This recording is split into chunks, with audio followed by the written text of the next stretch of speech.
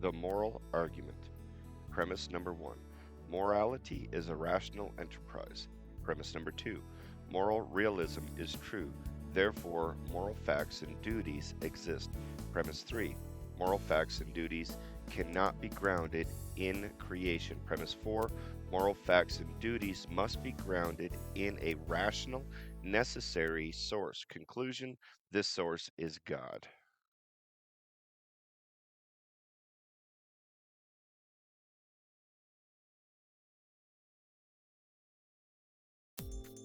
Usually, in this deductive argument, a person will attack premise number 2 because if premise 1 and premise 2 are correct, premise 3 logically follows and so do the rest. So the question would be, does moral realism exist?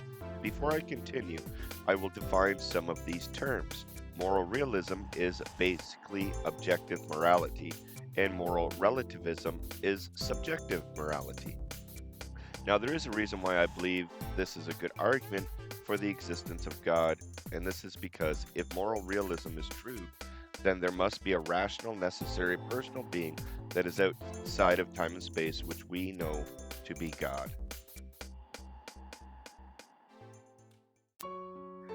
The reason we should all believe in moral realism is because when we look at something, we know if it is right or wrong.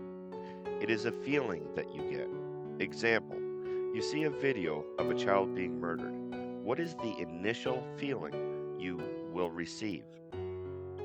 A moral realist will realize that that action is wrong and that it is an evil act.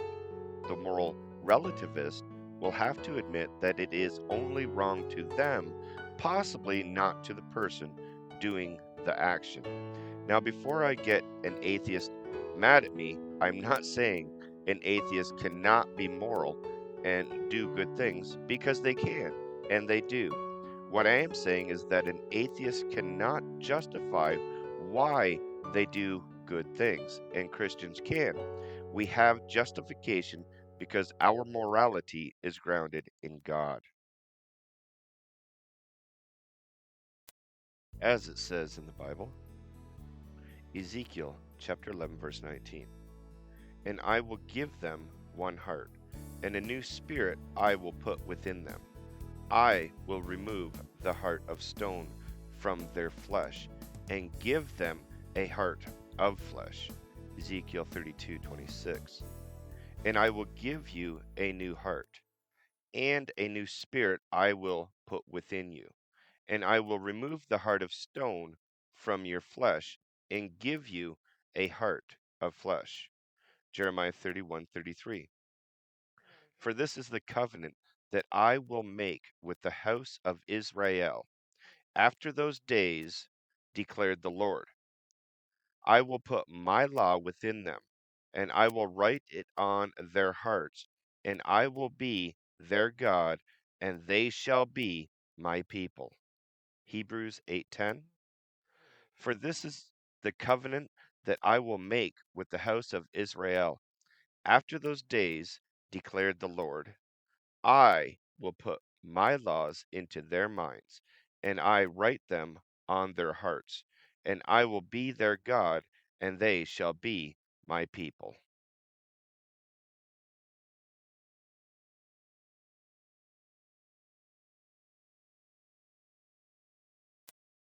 So, we know that God has placed these laws on our hearts and minds so that we can know what is right from wrong.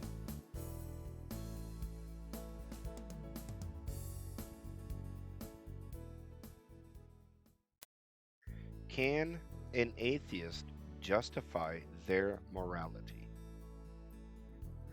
I would say no, because an atheist must accept that they are evolved stardust that is animated through electrical responses. Some people may snicker at that description, but it is technically true. So, an atheist who denies that they are made in the likeness of God cannot claim to be able to justify why they do good or bad. It is the same as a Muslim. A Muslim cannot claim they are able to justify their morality or lack thereof because they do not believe they are made in the likeness of God. Muslims and atheists both must affirm subjective morality, that it is only right or good to them.